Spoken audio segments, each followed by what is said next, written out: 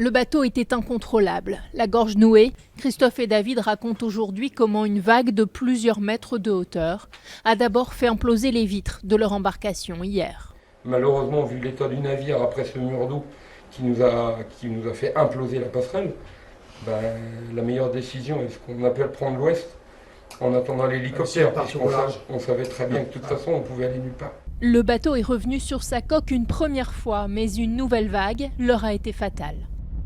On essayait de, tant bien que mal, d'enlever l'eau, qui était décoper l'eau qui était à l'intérieur, mais voilà, on partait à la dérive. Une déferlante est venue nous accoucher et nous on était sur le pont.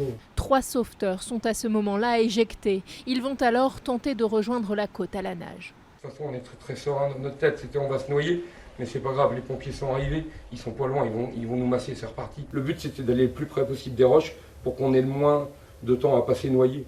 On a eu la chance d'aller jusqu'au bout. Et on a eu la chance d'aller jusqu'au bout. Tous les pompiers ont mobilisé des moyens extraordinaires. 4 sauveteurs sont restés coincés à l'intérieur du bateau. Un seul a pu être sauvé plus tard par les pompiers et conduit à l'hôpital. Ces sauveteurs étaient tous des bénévoles aguerris. Ils connaissaient la mer et avaient l'habitude de travailler ensemble.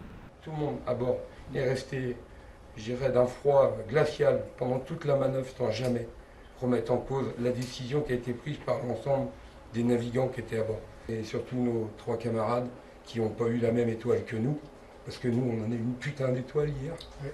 Et oui, ils l'ont pas eu. Pas question pour eux de polémiquer sur la sortie en mer, raisonnable ou non, d'un marin pêcheur toujours porté disparu. On ne s'est pas posé de questions, disent-ils. Une personne était en détresse, il fallait aller la secourir, malgré les risques.